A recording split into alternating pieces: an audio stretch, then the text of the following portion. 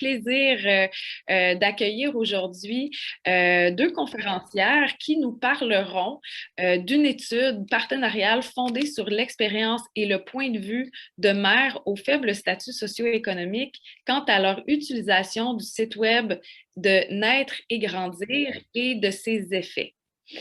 Nos conférencières sont Madame Balia Feinstein, qui est titulaire d'un doctorat en sociologie de l'UQAM. Ses travaux scientifiques concernent l'alimentation, l'immigration, les femmes. Elle est actuellement coordonnatrice de recherche à l'Université McGill dans le département de médecine familiale et elle participe sous la direction du docteur Pierre Pluy, qui est, je pense, nous avons la chance de l'avoir avec nous aujourd'hui. Donc, bonjour et bienvenue, monsieur. Elle coordonne donc cette grande recherche qualitative qui porte sur l'utilisation des informations du site de Naître et Grandir. La deuxième conférencière est Madame Annabelle Poncin. Elle se spécialise dans des approches qualitatives et ethnographiques. Elle analyse dans ses propres recherches les normes contemporaines de l'intimité, des conjugalités, de l'immigration. Sont aussi invitées Madame Julie Delisle et Madame Sonia Vincent, qui sont deux citoyennes partenaires du projet et qui interviendront également en fin de présentation.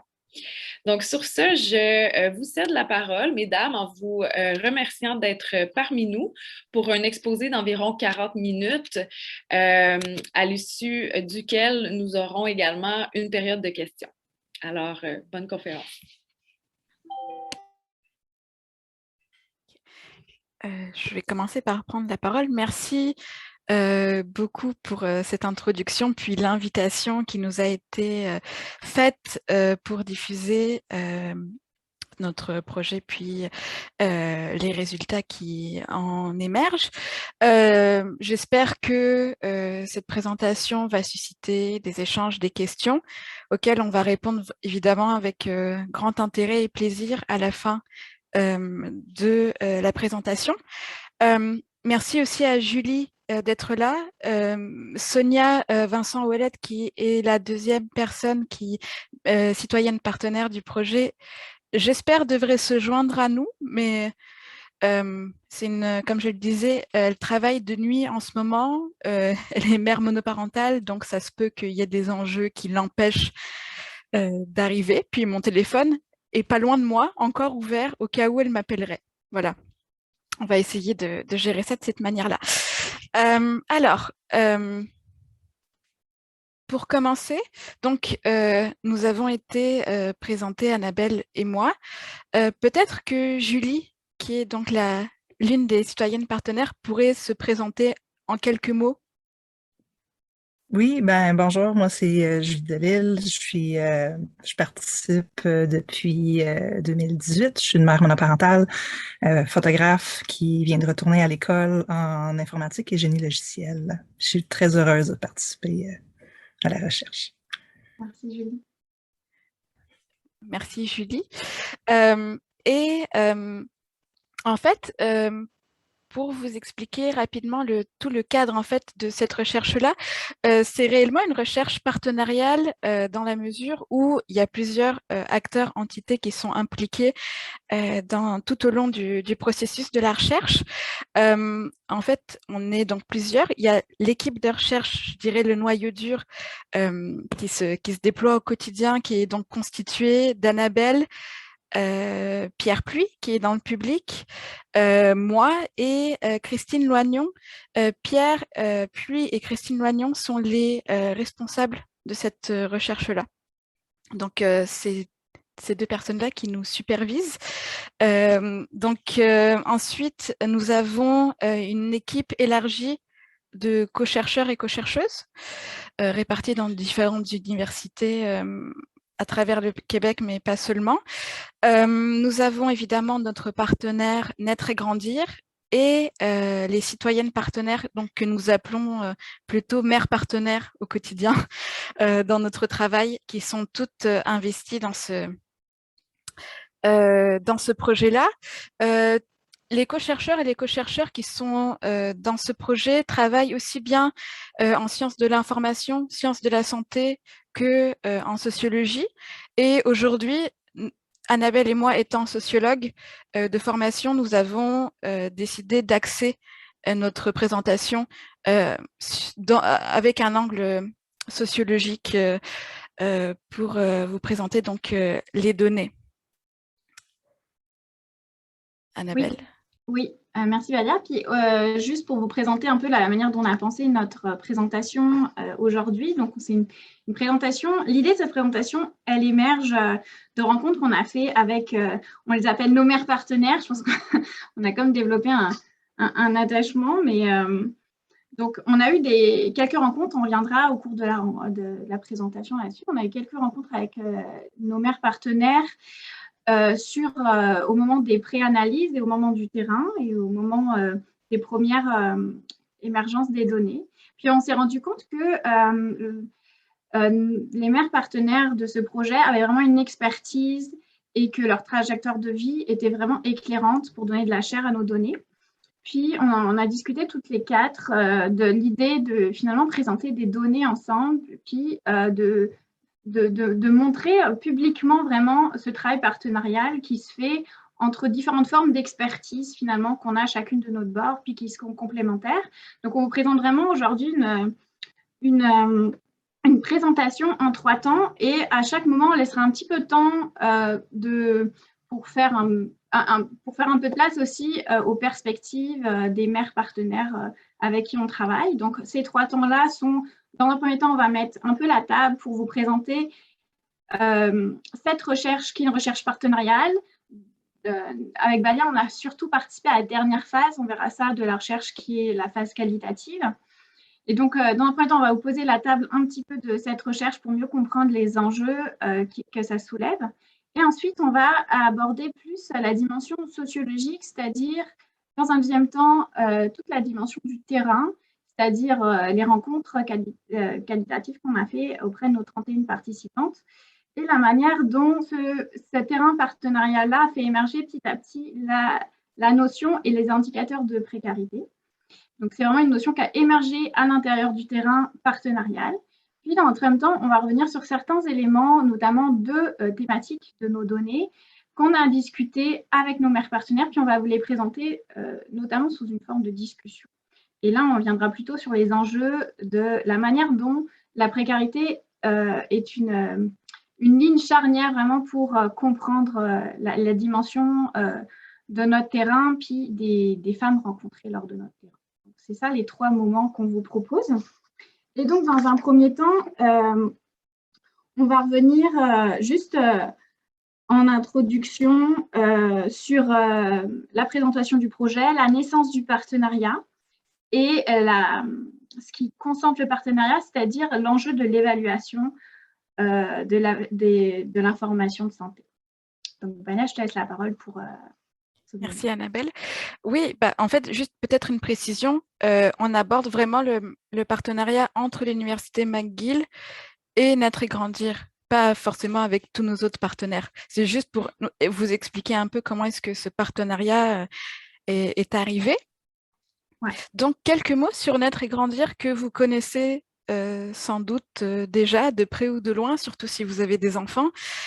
Vous avez dû croiser des magazines, tomber sur les sites web de Naître et Grandir. Mais en quelques mots, Naître et Grandir, c'est en fait un projet spécial de la Fondation Lucie André Chagnon qui vise à favoriser le développement des enfants dès leur plus jeune âge en outillant puis en informant les parents et l'entourage de l'enfant, puis des parents. L'action de Naître et Grandir s'inscrit en fait dans la mission vraiment de la Fondation Chagnon qui est de prévenir la pauvreté en contribuant à la mise en place des conditions favorables au développement du plein potentiel de tous les jeunes qui vivent au Québec. Le principal public de Naître et Grandir, c'est bien sûr les parents, mais pas seulement, il y a aussi l'entourage. Et la spécialité vraiment de Naître et Grandir, c'est tout ce qui va du moment de la grossesse au 8 ans de l'enfant. Et évidemment, en lien avec la mission de la Fondation, bien que Naître et Grandir s'adresse à un public de parents, il y a une plus grande attention qui est portée sur les familles dites vulnérables. Donc, je vous en ai dit 2 mots. Naître et Grandir, c'est un magazine, c'est aussi un site web, mais en fait, la stratégie, vraiment, il y a plusieurs stratégies qui sont déployées par Naître et Grandir pour rejoindre un maximum de personnes, puis aussi pour instaurer, disons, un lien avec les parents ou avec les personnes qui gravitent autour de l'enfant.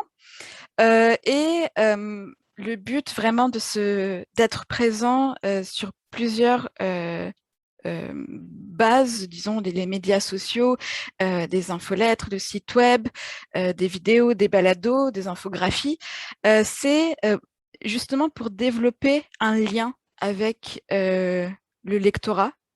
Et ce lien, justement, on va revenir un peu plus tard là-dessus quand on va parler de nos résultats de recherche. C'est quelque chose qui est très précieux à la fois pour Naître et Grandir, mais aussi pour le lectorat qui, dans nos entrevues avec nos participantes, l'ont mis vraiment en avant, le fait qu'il y ait vraiment quelque chose qui relie le lectorat aux parents. Et c'est ça un petit détail aussi en lien avec notre recherche, notre terrain, c'est que on s'est basé sur les infolettres envoyées par Naître et Grandir pour recruter nos participantes. Donc, gardez ça seulement en tête, on va y revenir, mais c'est un détail qui est quand même important.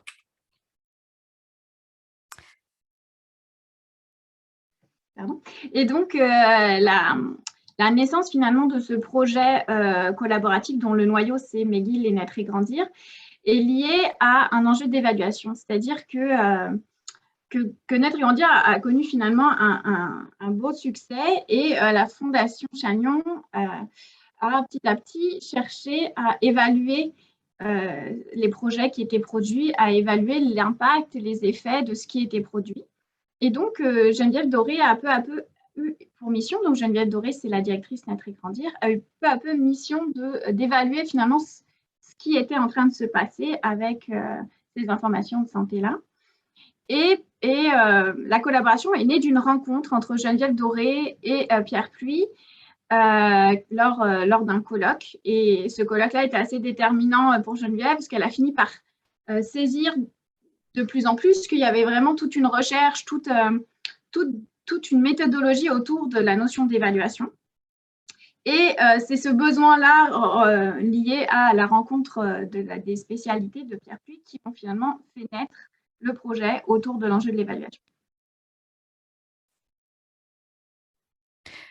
Et justement, en lien avec donc la mission qui a été confiée à Geneviève Doré d'évaluer le contenu de Naître et Grandir, et suite à la rencontre donc avec le docteur Pierre Pluy, il a été développé en fait un questionnaire de méthode d'évaluation des informations qui a été déployé sur le site web de Naître et Grandir, et donc qui visait vraiment à collecter des informations sur l'évaluation que font les parents, mais aussi l'entourage des parents, des points concernant la pertinence de l'information, les impacts cognitifs de l'information, l'utilisation qui est faite de l'information, puis aussi les bénéfices qui sont attendus de l'information qui a été lue par les parents, l'entourage ou toute autre personne qui a pris connaissance d'une page web, dans le fond, thématique sur le site de Naître et Grandir. Si je parle maintenant des objectifs à proprement parler de notre recherche à McGill, c'est une recherche en fait qui, au long cours, qui a commencé en 2017, si je ne me trompe pas, et qui s'est déployée en 4 phases. Et les 3 premières phases, on n'était pas là avec Annabelle, nous on est arrivé à la phase 4, mais les 3 premières phases, en quelques mots, c'est juste, ça a servi en fait à évaluer la faisabilité de l'implantation d'une méthode d'évaluation et aussi voir un peu les retombées de ce dispositif pour améliorer le questionnaire en question.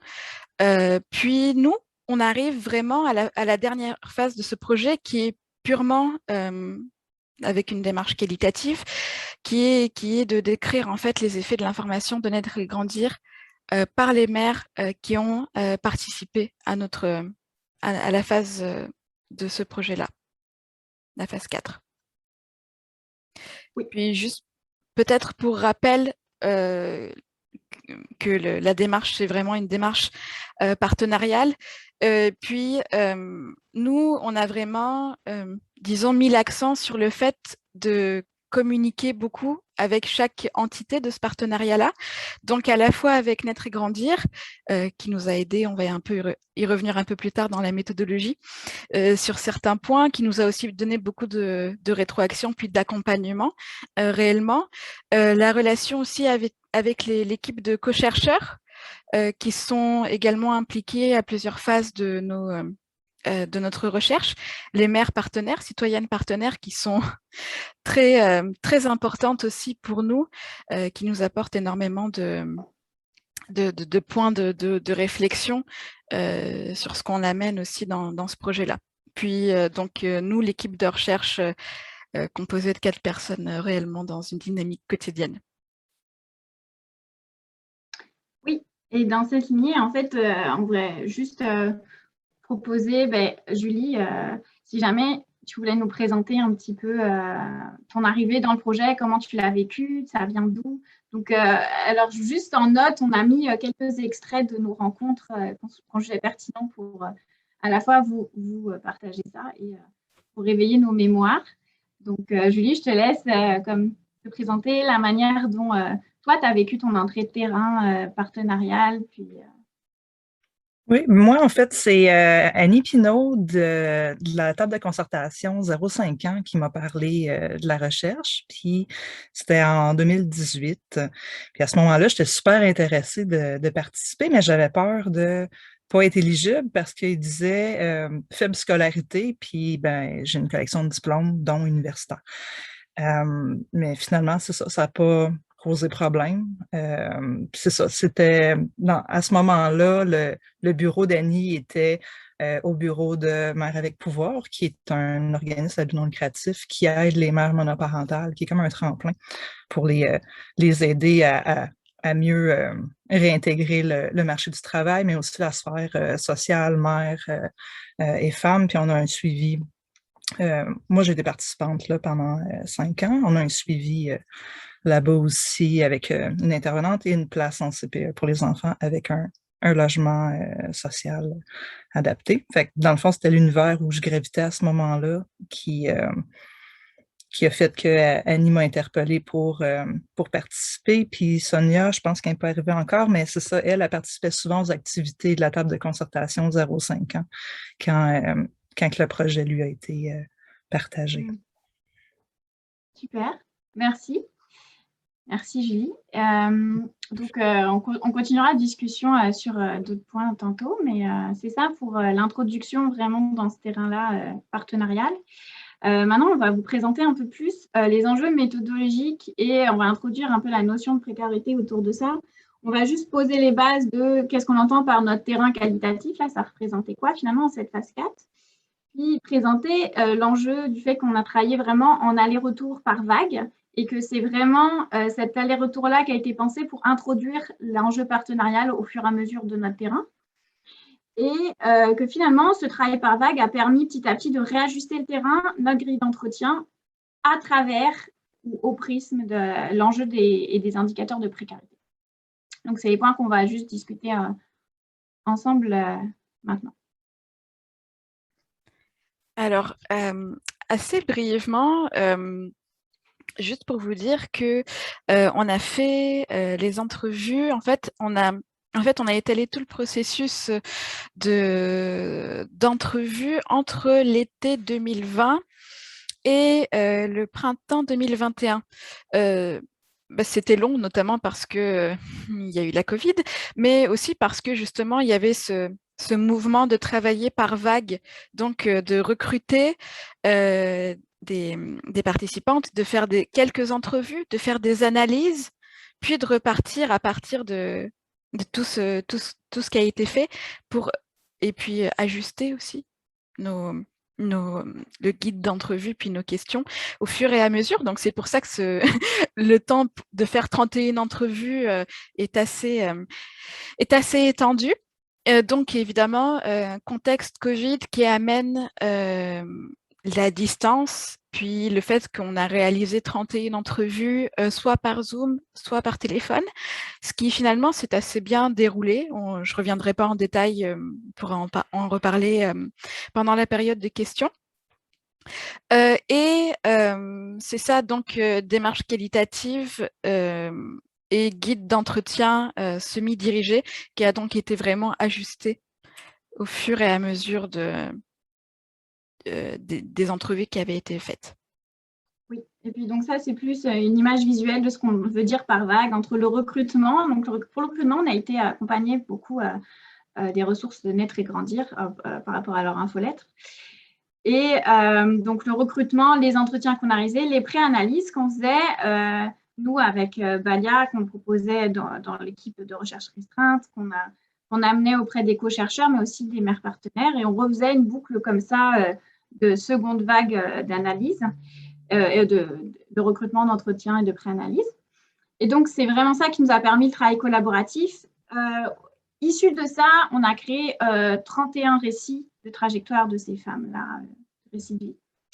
Et on a aussi réalisé des analyses transversales qui font l'objet d'un rapport de recherche, notamment pour notre partenariat, et aussi des diffusions plus en termes de recherche, comme on peut faire aujourd'hui.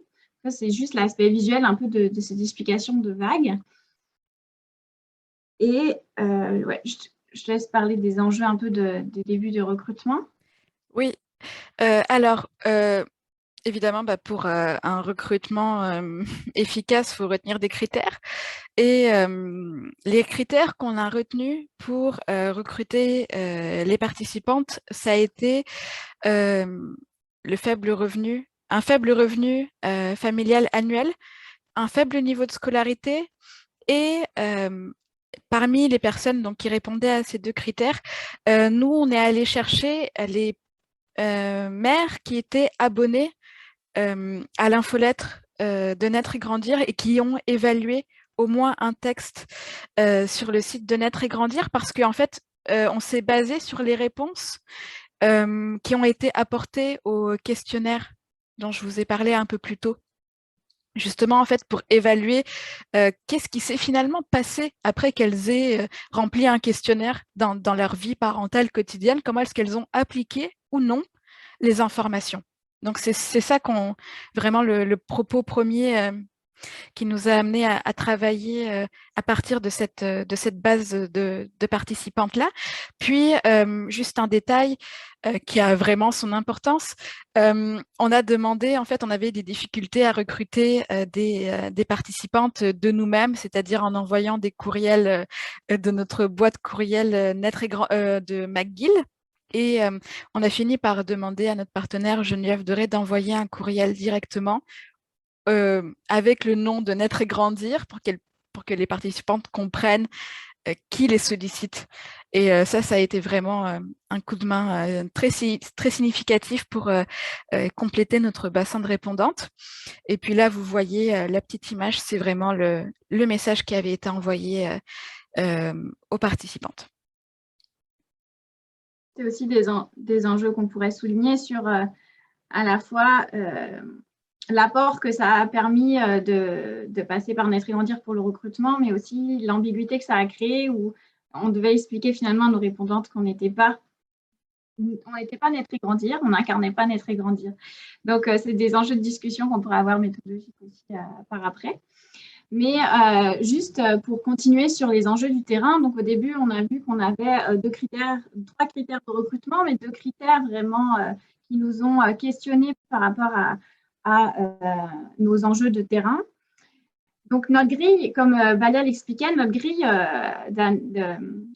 d'entretien, elle a vraiment été basée sur la structure du formulaire d'évaluation qui avait été préalablement rempli par ces mères-là. Puis, après la première vague d'entretien, on s'est rendu compte que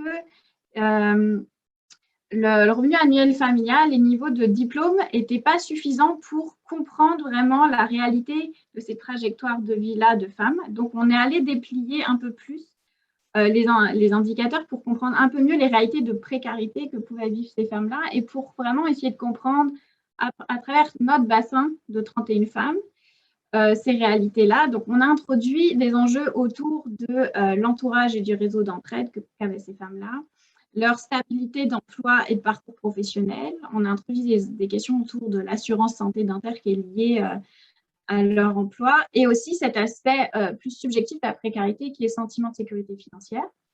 Et pour déplier un peu l'enjeu du diplôme, on est allé chercher des données sur les reprises d'études que les participantes complétaient, et les réorientations professionnelles, mais aussi cet aspect subjectif qui est la perception qu'on a soi-même de son parcours et des enjeux de son parcours professionnel. Et aussi un variable qui a été très important et qui nous a aussi étonnés parce que ce n'était pas un critère de recrutement à la base, c'est aussi le variable migratoire qui a été très important à un moment donné. Donc, tous ces ajustements-là ont été faits en fonction des premières répondances qu'on a eues, puis quand on a vu vraiment que c'était des enjeux qui étaient soulignés dans nos entretiens, on s'est dit, OK, il faut vraiment qu'on ne passe pas à côté de ça pour comprendre vraiment le portrait des mères qu'on a en face de nous. Et donc, on est allé ajuster la grille d'entretien pour pouvoir vraiment mieux saisir cet enjeu de précarité dans ces portraits. Et donc, juste pour faire un retour par rapport à nos chères mères partenaires, elles ont... Donc, on dit qu'on a pris conscience de choses sur le terrain, mais c'est aussi parce qu'on a eu la chance de pouvoir parler de ce qui se passait sur notre terrain, d'avoir des échos extérieurs de ce qui se passait sur notre terrain. Donc, les mères partenaires, elles ont participé, puis en fait, Julie l'expliquera mieux que moi, mais au début, elles ont participé dès les premières phases du terrain, phases dans lesquelles Balia et moi, finalement, on n'était pas là. Donc, c'était des phases à la fois de transmission des données. Elles ont participé à certaines discussions de recherche, notamment dans les JASP, puis à certaines rencontres avec Naître et Grandir. Et pour ce qui est de nos rencontres à nous de travail qu'on a eu l'opportunité d'avoir toutes les 4 avec Balia, Julie, Sonia, on s'est rencontrés pour les pré-analyses, donc les premiers moments de nos analyses transversales, mais aussi on leur a fait part de nos récits, les 31 récits de femmes qu'on a produits. Et c'est vraiment ces moments-là d'analyse qui ont été vraiment riches pour notamment nos questionnements autour de l'enjeu de la précarité. Donc Julie, si jamais tu voudrais un peu plus nous parler de comment toi tu as vécu peut-être aussi des moments où nous on n'était pas là avec Balia, mais certains moments de ce partenariat-là que toi tu as vécu la trajectoire de ce partenariat. Ben, c'est ça, j'ai beaucoup aimé justement comme le côté inclusif qui a eu lieu dans la recherche. On s'est senti vraiment comme impliqués rapidement, puis il y a eu une variété aussi de types de rencontres. Comme au début, on a eu une rencontre comme directement en Naître et Grandir avec l'équipe sur place, avec toute l'équipe. Et on en a eu, bon, évidemment par Zoom, on en a eu plus petits, on en a eu des informels au Tout-Ski aussi, ou même à la bibliothèque. Fait que ça a été vraiment varié en mini ou en grand groupe. De participer au JASP aussi, c'était vraiment une expérience intéressante de ce côté-là. C'est ça, du côté plus récent, c'est ça, de lire les différents récits. Moi, ça résonnait vraiment beaucoup avec ce que je vivais, puis ça m'a permis de me sentir comme moins seule de ma gang aussi. Puis je trouvais ça important, justement, qu'on ait un espace pour avoir notre voix qui soit entendue quelque part, parce que c'est souvent quelque chose qui est mis de côté, de devoir comme changer de carrière en cours de route, les retours aux études, tous ces trucs-là, c'est beaucoup de de niveaux qui ne sont pas nécessairement parlés parce qu'on parle souvent juste de précarité au niveau une maman qui n'a pas fini son secondaire, mais il y a d'autres personnes qui existent aussi. Fait que j'étais contente que la recherche soit ouverte à ce niveau-là. Fait que merci beaucoup pour ça. Et donc, oui, c'est ça. Donc, Julie, tu fais mention on va y revenir, mais tu fais mention des récits qu'on a partagés. Et puis, c'est vrai qu'avec Balia, on a partagé certains types de récits. On n'a pas, bien sûr, on n'a pas demandé un devoir de lire 31 récits, mais on a comme isolé certains types de récits qui se dégageaient. Puis, ce qui était vraiment intéressant, moi, j'ai trouvé, en tout cas, je pense qu'on a trouvé tout avec Balia, c'est que c'était des récits diversifiés. Il y avait des parcours migratoires, il y avait des femmes monoparentales, il y a des femmes mariées. Il y avait plusieurs types de rapports à l'information qui s'exprimaient dans ces récits-là qu'on vous avait transmis. Mais finalement, il y avait vraiment une résonance en tant que mère et en tant que… Dans cette diversité-là, ce que je trouvais intéressant, c'est qu'il y avait vraiment une résonance chez vous deux qui émanait vraiment de votre discours. Puis c'est pour ça qu'en fait, on a fait cette rencontre publique-là. Parce qu'en fait, nous, ça nous a vraiment apporté la chair à nos réflexions. Puis bien sûr aussi, c'était juste vraiment intéressant. Donc, on va justement aller là-dedans, dans notre dernière partie, plus de discussion autour de ces enjeux-là qui finalement ont pour ligne transversale cet enjeu de la précarité-là. Et donc là, on vous propose en fait 2 discussions. Déjà avec Valia, on va juste vous faire un bref portrait des mères, des 31 participantes qu'on a retrouvées, juste pour que vous ayez vraiment plus un portrait des femmes qu'on a rencontrées. Puis, on vous propose deux types de thèmes de discussion avec Julie et puis avec Balia. Une première discussion qui va centrer sur le lien, le rapport à l'information finalement qu'on a vu nous avec nos mères.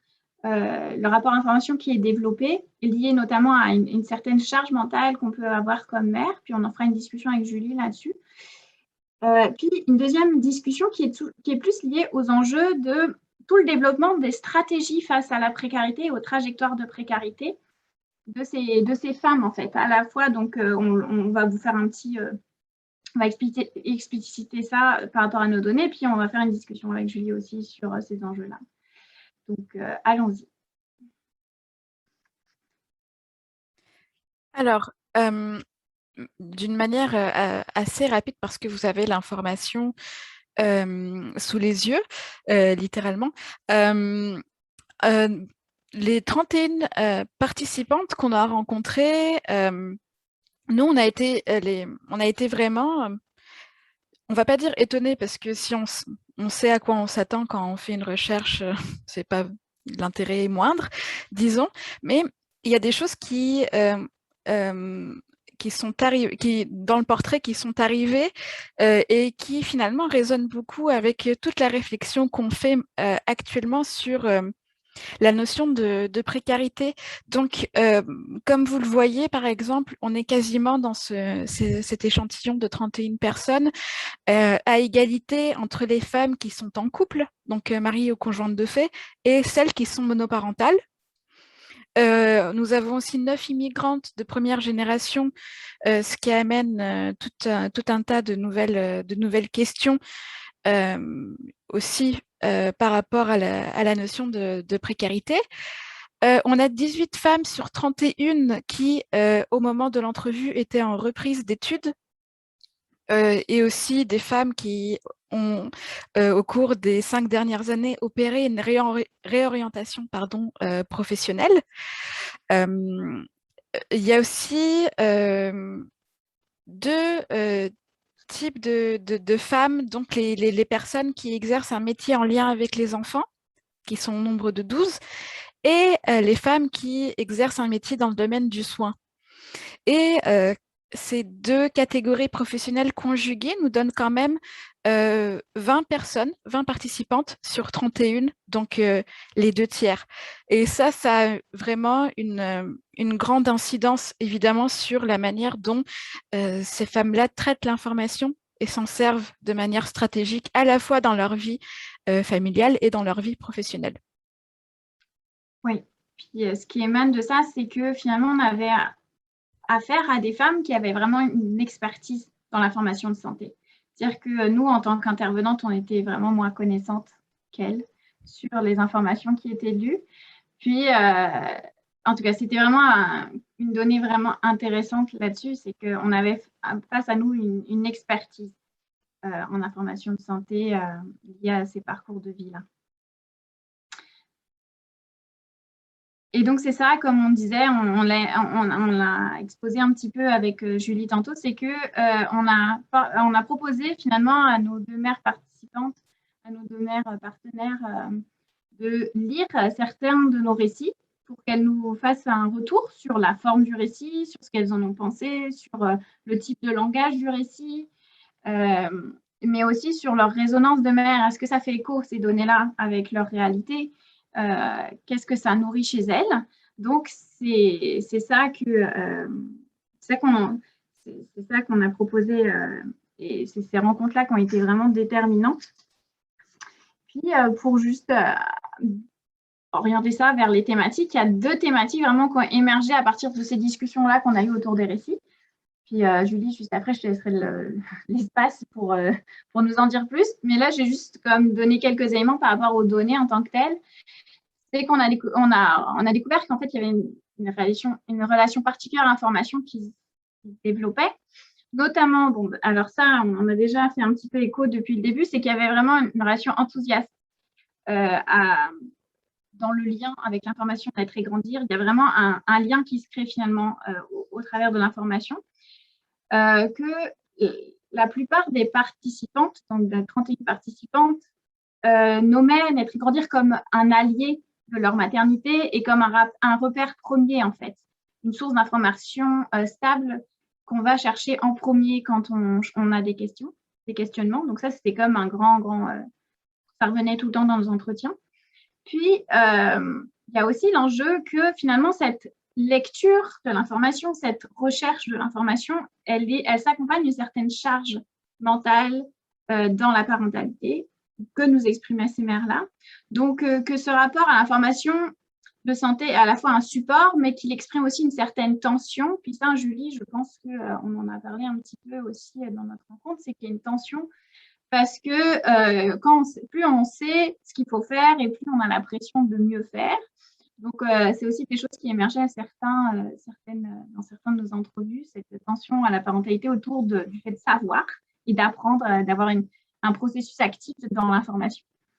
Et deuxième point qui revenait dans nos données, c'était qu'il y avait vraiment un rôle de relais donc, de l'information des mères participantes auprès de leur entourage. Donc, souvent, les mères participantes avaient un rôle de médiatrice de l'information. Une fois qu'elles l'avaient lue, absorbée, elles le transmettaient l'information. Et donc, finalement, cet rapport à l'information-là s'accompagne d'une charge informationnelle qu'elles exprimaient, pas forcément comme quelque chose de lourd, mais vraiment comme quelque chose qui faisait partie de leur rapport à l'information.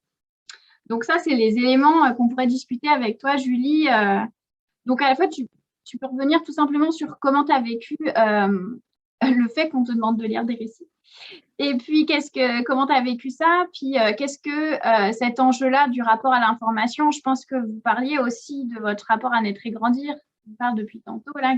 Nous, ça nous a marqué parce que Naître et Grandir, c'est notre partenaire. Nous, on l'a découvert en même temps que notre recherche. On n'était pas des grandes lectrices mamans. Donc, cet élément-là nous a marqué, je pense, avec Balia. Donc, Julie, vas-y sur ce que tu veux nous dire par rapport à des points. Oui, ben, il y a plusieurs choses là-dedans. Ouais. Je vais essayer de me rappeler tous les points que je voulais rebondir dessus.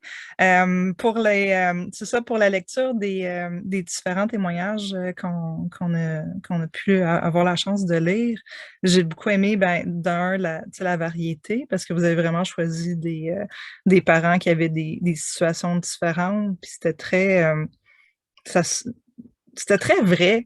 Tu sais, j'avais pas l'impression que les gens avaient comme essayé de se montrer plus beau que ce que c'était. Puis, comme on disait plus tôt, c'est ça résonnait beaucoup. Puis, ce qu'on avait constaté, Sonia et moi, c'est qu'on s'attendait à ce que ce soit une tâche qui soit ardue, en fait, de les lire, mais même la présentation était aérée.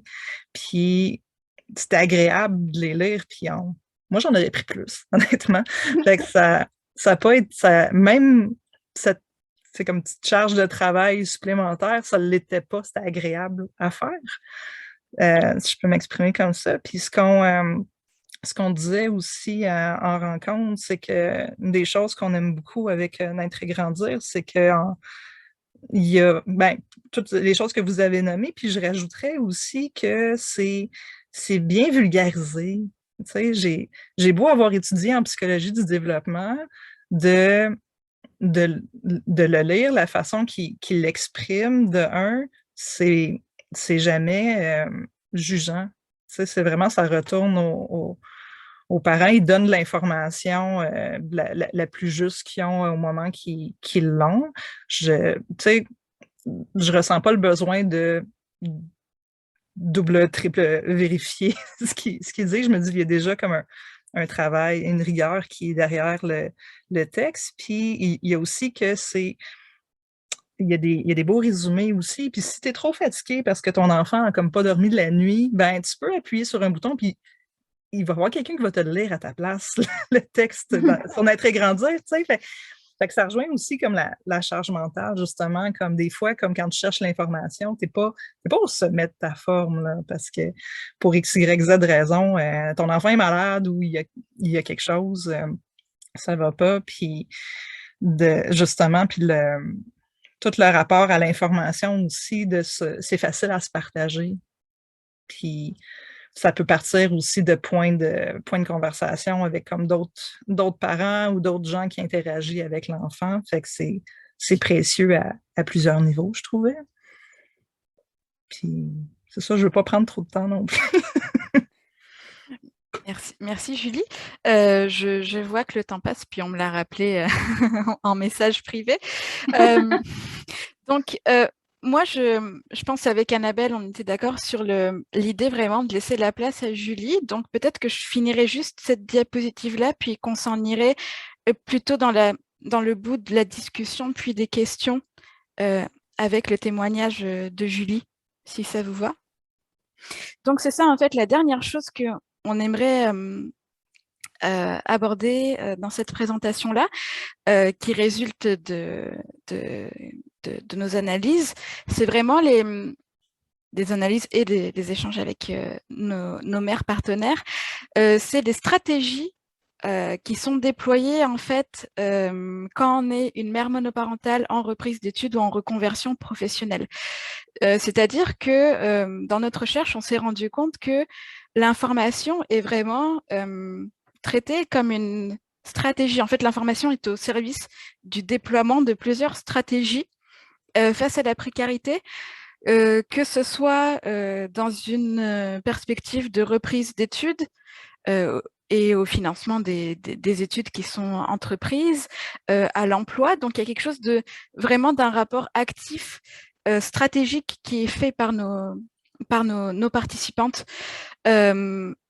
Le rôle de l'entourage et du réseau, c'est quelque chose qui a été beaucoup amené aussi en tant que stratégie aussi pour essayer de se sortir un peu de la précarité dans laquelle on se trouve, ainsi que une chose qui a émergé, c'est qu'on voit que les participantes se construisent progressivement une expertise de l'information, puis de la précarité. Par exemple, c'est le cas des participantes qui travaillent donc dans le soin ou auprès des enfants, qui sont quand même 2/3 de notre échantillon, qui font un usage à la fois personnel et professionnel de l'information. Donc, les frontières sont vraiment floues dans leur cas. Et une autre chose intéressante, c'est qu'on s'est rendu compte que les informations que les participantes lisaient renforçaient leurs savoirs qu'elles avaient déjà. C'est-à-dire que souvent, en fait, elles allaient chercher une information pour, disons, se conforter dans l'idée qu'elles faisaient la bonne chose et qu'elles savaient déjà en réalité. Donc, tout ça, ça participe vraiment à construire cette expertise-là de la précarité, mais surtout, comment est-ce qu'on se sort de cette précarité-là? Donc, c'est ça, Julie, on va peut-être te solliciter en considérant qu'on rentre dans la phase de discussion puis d'échange avec le public.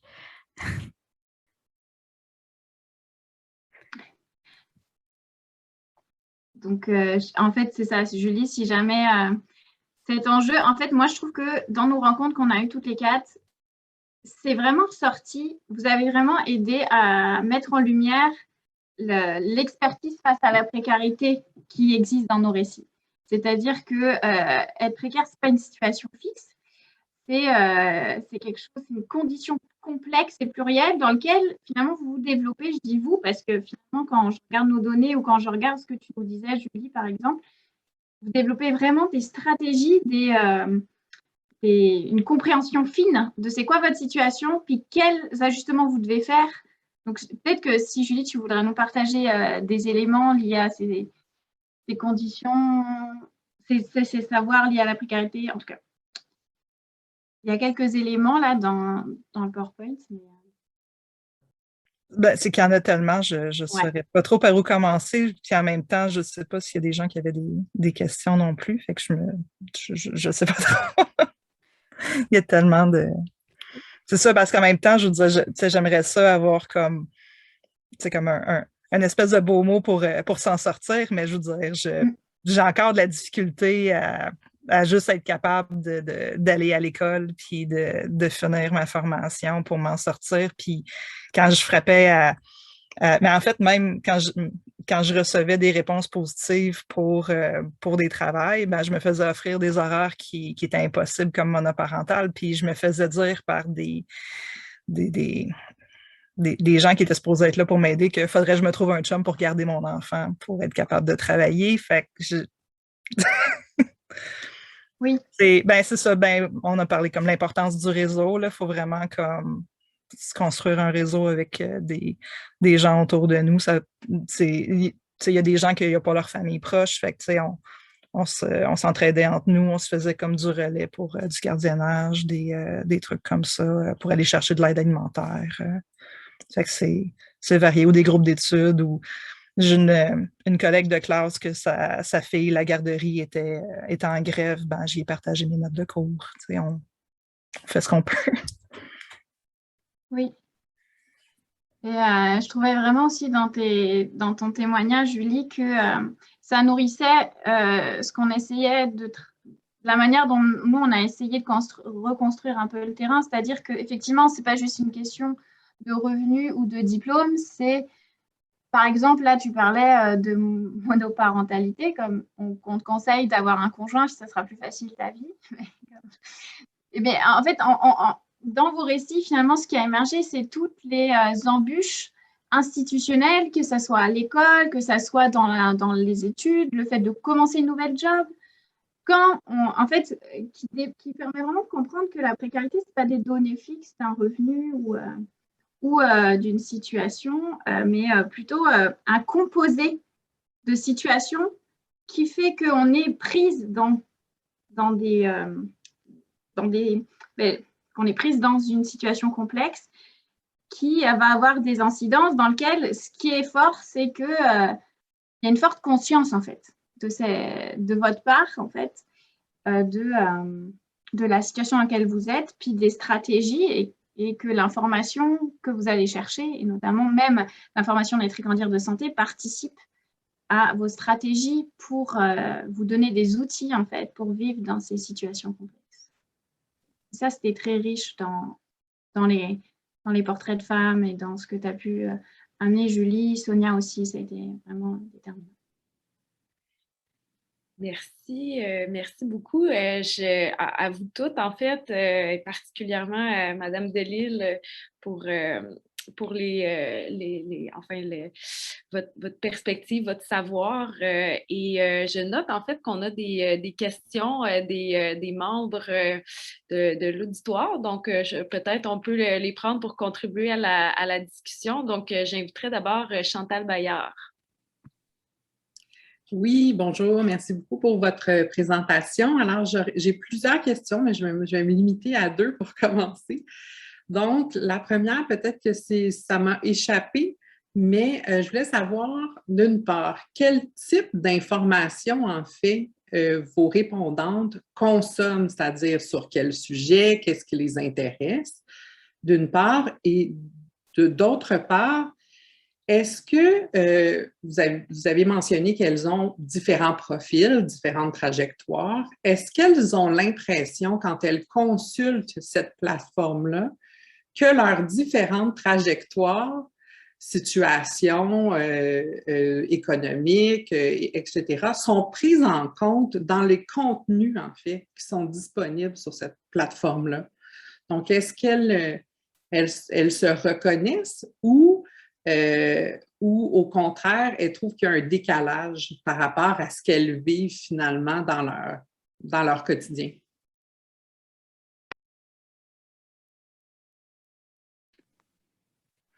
Alors, merci pour ces questions. Pour répondre à la première question sur les types d'informations qui sont consultées, nous, on avait catégorisé en fait les fiches qui avaient été lues puis évaluées par nos participantes. Puis, il y a beaucoup, principalement, c'est sur des enjeux d'éducation et de santé. Annabelle, Ouais. corrige-moi si je me trompe. Mais c'est ça. Et en fait, c'est très vaste aussi parce que, bon, dans une recherche, il faut catégoriser les choses à un moment donné pour rendre ça plus digeste. Mais la santé, ça peut être à la fois mon enfant ne finit pas son assiette, quelle attitude je dois adopter par rapport à son alimentation, ou ça peut être une maladie qui est expliquée par symptômes, vraiment quelque chose de très médical, on pourrait dire, qui sert au diagnostic pour les gens qui consultent cette fiche-là. Donc, il y a quand même à l'intérieur de ces catégories, il y a un éventail d'informations qu'on peut retrouver. Annabelle? Ouais. Ben, c'est ça. En fait, c'est sûr qu'on n'a peut-être pas été dans le détail dans notre présentation un peu des bases de ces fiches-là. En fait, effectivement, aussi, c'était, je ne sais pas si je pourrais revenir juste sur la notion d'infolette, c'est qu'en fait, c'est l'infolette que produit Naître et Grandir crée vraiment un lien particulier avec chacun des enfants de la conception finalement à ses jeunes années. Et en fait, il y a des infolettes qui sont envoyées selon l'âge, selon le moment de la maternité ou selon l'âge de l'enfant. Donc, en fait, c'est comme une infolette qui nous suit en fonction du moment qu'on traverse comme femme ou comme parent. Et donc, effectivement, c'est un peu la base qui fait quand même que ça structure un peu le type d'information qui va être lue. Et effectivement, comme dit Balia, c'est beaucoup des enjeux soit santé, soit de développement de l'enfant, donc soit des enjeux d'éducation. Donc, c'est vraiment ça, les grosses typologies des informations lues. Puis, c'est vraiment sur le site Internet. Puis, nous, on appelle ça des fiches, mais en fait, c'est des pages web très bien classées sur le site. Donc ça, c'est vrai qu'on n'est peut-être pas allé très clairement sur ça. Peut-être pour la deuxième question, alors si je ne me trompe pas, c'est sur la résonance, finalement, la reconnaissance comme mère face à l'information qui est lue. Et donc, ce n'était pas particulièrement une question qu'on posait, bien sûr, dans notre grille. Donc, je n'irai pas jusqu'à dire que j'ai la réponse clé à cette question-là. Mais ce qui émerge vraiment, c'est que, alors ça a émergé aussi dans nos rencontres avec Julie, si jamais tu veux, en tout cas, tu n'es peut-être pas d'accord avec moi, mais disons que ce qui a émergé, c'est qu'il y avait quand même quelque chose qui lie les mères entre elles dans cette lecture-là de Naître et Grandir. C'est que, alors Julie, si je reprends certaines choses que tu as pu nous dire, c'est que finalement, là, il y avait plein de profils de mères différentes, mais toi, ce que tu as remarqué, c'est qu'en fait, tu t'es sentie moins seule comme mère face à la maternité ou à la parentalité en lisant ça. Puis je dis ça parce que c'est un peu l'énergie qui se dégageait dans nos entretiens. C'est qu'en fait, c'était pas justement, Julie, tu parlais un peu d'inclusion, enfin du fait que tu t'es pas senti jugée, tu ne sens pas forcément jugée en fait quand tu lis ça. Et ce qu'on a ressenti comme énergie par rapport à nos entretiens, c'était plus que Naître et Grandir, c'était un support. Dans la parentalité, c'est un support. Et donc, j'irais pas dire qu'il y avait un sentiment de décalage, mais que c'était plutôt un sentiment de cohésion, finalement, dans la, si on peut dire, la même galère ou les mêmes enjeux un peu, parce qu'il y avait des enjeux émotionnels qu'on ne peut pas nier. Puis je pense que c'est ces enjeux émotionnels-là qui tissent cet enthousiasme que nous, on a vécu sur le terrain. Parce que nous, bon, bien sûr, on est des chercheuses, mais on ne travaille pas que tout le temps dans l'enthousiasme pur. Et je pense qu'avec Valia, on était assez surprise de l'accueil qu'on avait, parce qu'en fait, comme on nous prenait pour des gens de très grandir, ben, tout le monde nous remerciait, puis nous, on disait, mais non, mais en fait, c'est pas vraiment grâce à nous. Donc, je dirais plutôt qu'il y a une espèce de résonance de mère, parce que c'est un espace accessible. Alors oui, il y a des réalités de mer plus ou moins difficiles et tout ça, mais ce qui ressortait, nous, par rapport à la structure de notre terrain, c'est que c'est un espace de parents vraiment qui aident les gens à trouver des ressources faciles quand on a beaucoup d'énergie et qu'on veut une information rapide. Donc, c'est plus ça qui ressortait par rapport à cette... Si c'est un élément de réponse qui suffit, là, c'est plus ça, moi, que j'aurais envie de répondre. Est-ce que je peux faire du pouce sur ce que Oui. tu dis? Oui, c'est ça. Ben, si je mets mon chapeau d'utilisatrice aussi, moi, justement, contrairement à d'autres sources d'information, justement, je trouvais ça plus accessible, non jugeant. Puis souvent, ben, c'est juste comme justement, comme quelque chose de scientifique ou des suggestions qui sont gratuites. Fait qu'il n'y avait pas ah, c'est bien le fun, mais tu sais, j'ai pas les moyens, ou j'ai pas ci, ou j'ai pas ça. Ça n'avait pas lieu. Fait que moi, pour le moment, je trouvais ça juste bénéfique. Puis en même temps, c'est que ça rejoignait autant comme mes copines mamans qui ont comme pas de connaissances du tout dans le milieu que mes amis qui sont infirmières. Fait que il y avait, à date, je connais pas personne qui se sont sentis comme que ça les concernait pas. Puis à date, ils ont apprécié. Je peux pas parler pour tout le monde, mais moi, c'est mon observation. Merci beaucoup, mesdames. On a une autre question de Émilie Audy et une toute jeune ou un tout jeune auditeur avec nous qu'on accueille avec beaucoup de joie. Moi, ma question est plus sur le processus d'évaluation. Je me demandais comment on évaluait, parce que si vous avez, un de vos objectifs, c'était d'évaluer l'effet sur les mères. Puis je pense que ce qui m'intéressait, c'est si on prend l'éducation prénatale, par exemple, à l'Université Laval, il y a Geneviève Roch qui fait une étude aussi sur l'information prénatale, puis comment est-ce qu'elle est comprise, acceptée, etc. Puis ils partent d'un point zéro, parce elles ont de la misère, ou on a de la misère à départager, je suis dans le milieu de la périnatalité aussi, à départager qu'est-ce qui vient de quelle source d'information, puis qu'est-ce qu'on retient. Donc, pour eux, le point zéro, c'est l'information que tout le monde reçoit à la naissance, le guide de mieux vivre avec notre enfant, puis après ça, on part de là. Je me demandais comment est-ce que vous avez fait pour déterminer l'effet sur les mères qui revient à naître et grandir. Juste à naître et grandir, mettons. Puis peut-être que c'est une partie que je n'ai pas compris dans la méthodologie qui était d'évaluer, tu sais, qui était comme l'évaluation des fiches, là. C'est peut-être ça que je n'ai pas trop compris. Là, mais là, je comprends que les fiches, c'est les pages Internet. Fait que c'est les parents qui ont relu les pages de Naître et grandir, puis qu'après, ils évaluent ça. C'est ça mon... Je pouvais avoir un peu plus de détails sur ça.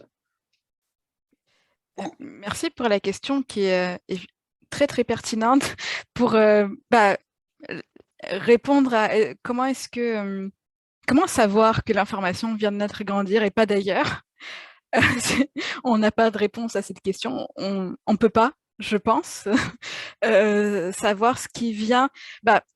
Évidemment, nous, c'est pour ça qu'en fait, on est parti des réponses au questionnaire, parce que c'était un appui, disons, très factuel. On savait que la réponse qui était donnée à la question, c'était directement en rapport avec le texte qui venait d'être lu.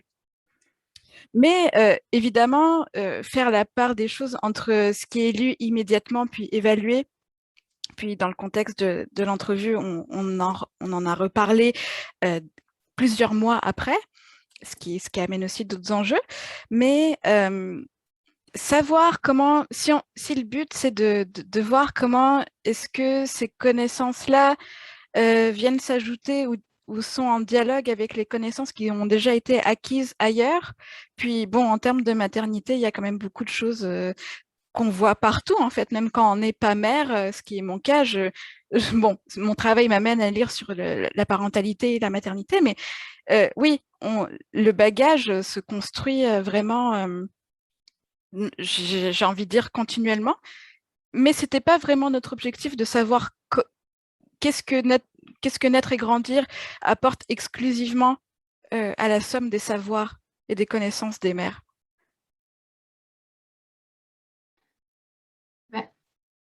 Disons que puis ça, je pense que c'est aussi... répondu. En tout cas, je peux continuer ou alors on peut partir sur une autre chose. Mais, oui, peut-être. OK. Il y a d'autres questions. Ah donc oui, c'est vrai, je n'avais pas vu. D'accord, alors peut-être je prendrai une autre question à ce moment-là. Camille Biron-Boileau. Oui, bonjour. Merci pour la présentation. C'était bien intéressant. En fait, ma question, vous avez parlé que dans les femmes qui ont participé à votre recherche, il y avait quand même beaucoup qui étaient justement dans le milieu de soit des soins ou qui travaillaient avec les enfants. Puis je me demandais si vous pourriez peut-être élaborer un peu sur potentiellement des différences que vous avez remarquées entre ces femmes qui avaient plus ce profil-là, puis les autres au niveau comme du rapport à l'information ou de l'expérience. Voilà. Ouais. Oui, je vais y aller, comme ça on fait un relais. Puis ça rejoint un petit peu la question d'avant, c'est-à-dire que juste par rapport à la question d'avant, c'est que c'est difficile d'isoler qu'est-ce qui vient naître et grandir et qu'est-ce qui vient pas naître et grandir. Je pense que le projet a été vraiment pensé de manière précise, justement, pour aller évaluer des fiches précises de naître et grandir. Donc ça permettait de structurer un peu cet enjeu-là. Mais la donnée, à la fois, c'est des choses qu'on a beaucoup discuté avec Pierre, parce que c'est des choses qui sont plus connues en sciences de l'information, c'est que lire, avoir de l'information, c'est aussi beaucoup relire les mêmes choses ou réapprendre. Il n'y a pas de point zéro, on ne peut pas évaluer un point zéro de l'information, c'est beaucoup de réinformation. Puis, en tout cas, Pierre, tu pourras me corriger si je me trompe. Mais ça, c'est des discussions qu'on a eues plusieurs fois. Et aussi, ce qu'on voit avec le terrain, puis ça relie vraiment votre question, Camille, c'est que c'est un faisceau, en fait. L'expertise ou juste l'apprentissage des connaissances, c'est un faisceau de connaissances dont les frontières ne sont pas forcément si rigides.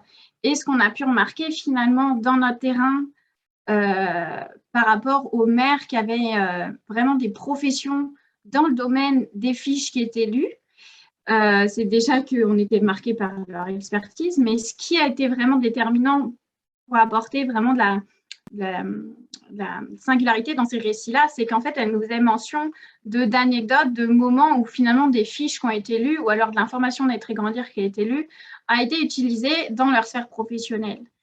Donc, elle nous donne des exemples vraiment concrets de cette fiche-là, moi, je l'ai accrochée dans le couloir de la garderie parce que je me suis rendu compte que c'était des questions qui revenaient tout le temps auprès de nos parents.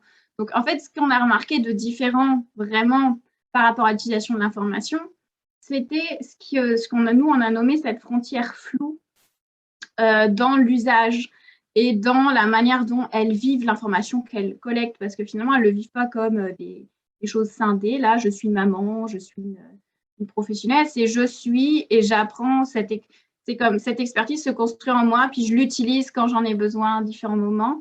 Puis c'est vraiment plus... Alors, on va dire, peut-être tu vas avoir d'autres choses à amener que moi, mais moi, ce que j'ai l'impression, c'est que c'est vraiment cet enjeu-là que ça a souligné ces types de trajectoires-là.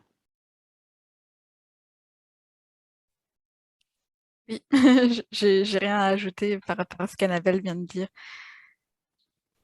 Parfait. Je ne sais pas de votre côté, Madame Delisle, si vous souhaitiez ajouter quelque chose. Ça va de mon côté. Je trouve que ça a déjà été bien répondu. Merci. Parfait. Merci beaucoup, Annabelle. Et donc, ça nous mène à une question d'une autre Annabelle, Madame Annabelle Berthiaume. Bonjour, merci d'abord pour les présentations, c'était très intéressant. J'avais envie de revenir un peu sur votre élargissement de la question de la précarité que vous avez parlé, là, l'inclusion de facteurs, puis en fait, moi, je m'intéresse beaucoup, je suis en travail social, puis je m'intéresse beaucoup à comment les mères sont interpellées dans les politiques et les pratiques d'intervention, donc en milieu communautaire, et que ça résonnait en fait beaucoup. Je ne sais pas si votre recrutement, vous avez parlé, vous demandiez des parents, puis finalement, c'est toutes des mères qui ont répondu, ou en tout cas, j'avais envie de vous entendre un peu sur la question du genre. Vous avez parlé de la charge mentale, puis effectivement, tu sais, je pense qu'il y a quelque chose qui est vraiment genré aussi dans la recherche d'informations, dans le partage d'informations aussi à d'autres mamans, la responsabilité familiale. Puis je me demandais si vous aviez exploré cette dimension-là, puis est-ce que finalement, ça ne ferait pas partie, la question du genre, d'une des dimensions de cette précarité-là aussi? En tout cas, j'avais envie de vous demander si vous aviez réfléchi à cette question-là, puis comment, en fait. Merci. C'est une boîte de Pandore qu'on ouvre en parlant du genre, réellement. Merci pour la question. Puis, nous, c'est un questionnement qui est perpétuel, là, je pense, depuis le début avec Annabelle. On réfléchit à ça. Puis, vous avez raison de nous demander si on voulait s'intéresser aux mères dès le départ ou si c'était les parents. Au début, c'était les parents. Sauf que les données nous indiquent que le lectorat de Naître et Grandir est à plus de 90% composé par des femmes, si je ne me trompe pas. Donc, vous le savez, au bout d'un moment, quand on fait de la recherche, des fois, il y a des choix stratégiques qui sont faits. Donc, ça fait partie d'un choix stratégique que d'aller recruter des femmes, des mères, en particulier pour ce projet-là, parce que les pères sont, comme la statistique l'indique, pas vraiment là. Puis plus difficile à rejoindre. Puis si on s'inscrit dans une perspective de genre, on ne poserait pas forcément les mêmes questions peut-être aux femmes et aux hommes. Voilà, donc en fait, les hommes mériteraient une recherche quasiment à part, un volet à part dans ce projet-là. Mais évidemment que la précarité de nos participantes sont dues en partie au fait qu'elles sont femmes. Je vais pas refaire l'histoire de la précarité féminine, mais le fait qu'on ait énormément de mères monoparentales, c'est pas juste une donnée en l'air, c'est que quand on lit, on se rend compte que ces femmes-là, elles en ont gros, elles en portent gros sur les, sur les épaules, puis qu'elles doivent gérer beaucoup plus de choses théoriquement que des femmes qui sont en couple. Et puis, voilà, puis il y a aussi des relations, enfin, tout ça, ça induit aussi des relations particulières à l'entourage. Dans les stratégies de précarité, pour contrer la précarité qui sont développées par les participantes. Un rapport aussi à l'entourage, c'est-à-dire qu'il y a des femmes qui s'entendent pas du tout avec leur famille, qui vont chercher de l'aide différemment. Puis quand on est monoparental, ça prend beaucoup plus de travail pour se chercher, pour se construire un réseau d'entraide. Donc ça serait comme mes premiers éléments. Annabelle, si tu penses à des choses, Julie aussi. Je peux ajouter un petit mot sur les hommes, puisque je suis un homme. Je me permets de faire une petite parenthèse. On l'a abordé superficiellement de manière statistique. C'est-à-dire qu'on a analysé, là, on est en train d'analyser plus de 10 000 réponses sur 4 ans, donc 10 000 fiches évaluées par des parents de jeunes enfants sur 4 ans. Et donc là, on avait suffisamment de réponses d'hommes pour faire des comparaisons hommes-femmes. Alors, les résultats suggèrent que d'abord les parents avec un faible niveau socio-économique rapportent plus de bénéfices des informations que les autres parents, et que les pères rapportent plus de bénéfices des informations que les pères avec un faible niveau socio-économique rapportent plus de bénéfices des informations de Naître et Grandir que les mères avec un faible statut socio-économique. Là, me demandez pas pourquoi, je pense que ça ouvre tout un tas de questions, pourquoi, etc., qu'il va falloir aller regarder. mais ça nous a beaucoup surpris. Ouais, ça ouvre beaucoup de pistes à une nouvelle recherche quali, en fait, autour de ces questions-là. Puis c'est peut-être pas complètement déconnecté avec cet enjeu d'expertise de la maternité, finalement, où on tire plus de bénéfices. C'est une simple supposition. N'allez pas dire que je crée des données sociologiques à partir de rien. Mais, mais j'imagine que cet enjeu d'expertise-là, quand on est un homme, on attire beaucoup plus de bénéfices à aller chercher de l'information qu'on n'avait pas du tout. Peut-être que là, du coup, on a plus centralisé l'information autour des fiches naître et grandir que quand on développe une expertise plurielle. Parce que, en fait, comme femme, on a aussi une exigence sociale d'être une experte dans la maternité plus que quand on est un homme. Puis ça, c'est une réalité sociologique qu'on ne peut pas nier. Et effectivement, cet enjeu de genre, en fait, faire du pouce, c'est facile avec ce travail-là. Puis là, c'est vrai que nous, dans notre présentation, on ne l'a pas nommé comme tel, mais c'est parce que c'est tellement, finalement, la donnée filigrane qui finalement, est là dans notre travail, puis dans notre travail de terrain d'analyse, qu'effectivement, la notion de genre a été déterminante dès les premiers moments de terrain pour penser ce rapport à l'information, ce rapport à l'entourage, ce rapport à la précarité.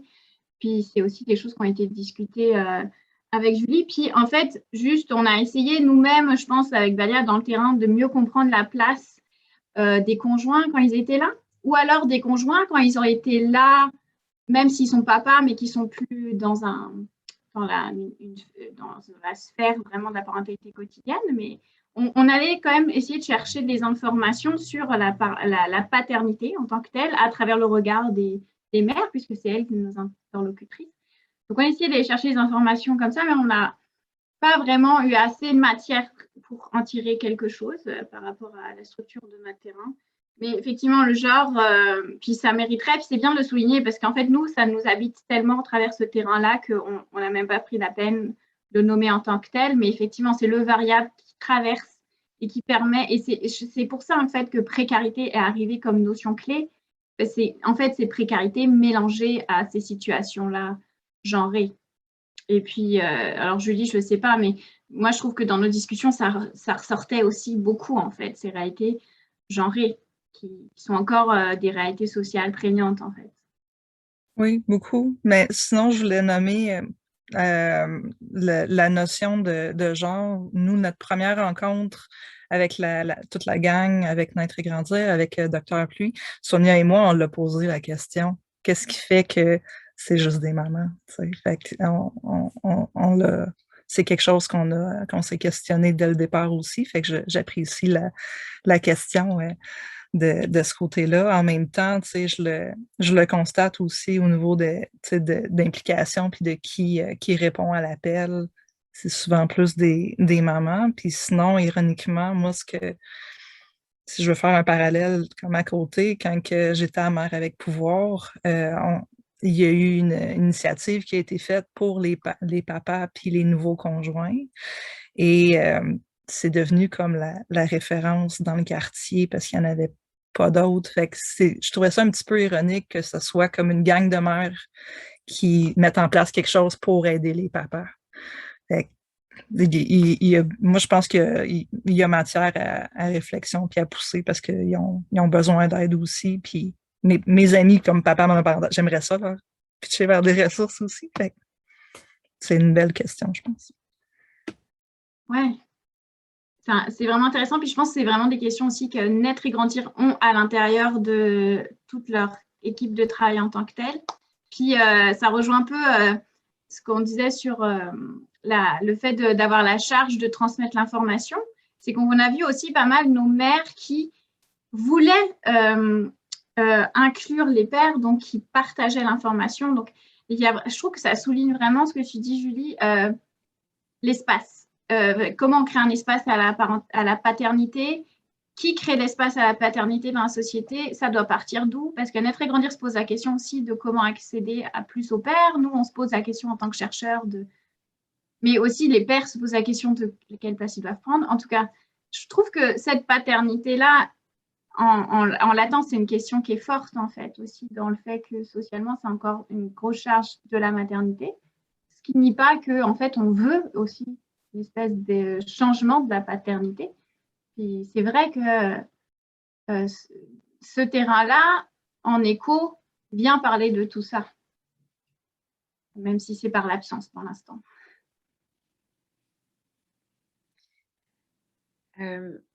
Un grand merci à vous toutes pour ces réflexions effectivement intéressantes.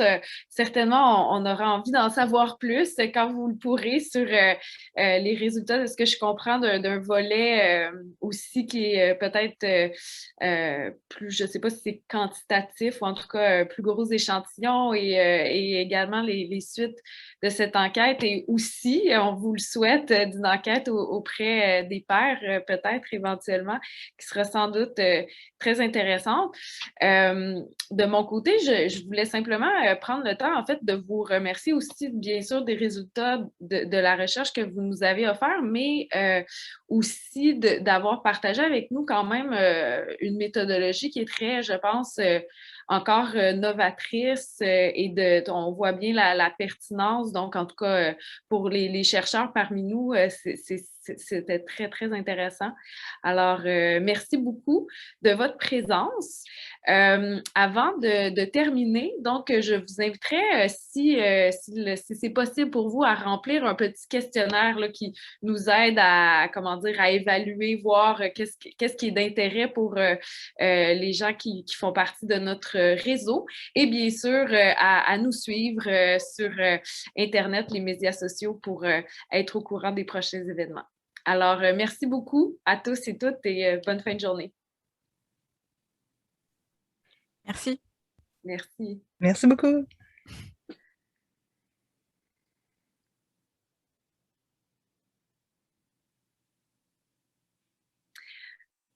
Ben voilà, ben merci beaucoup encore de façon un petit peu plus personnelle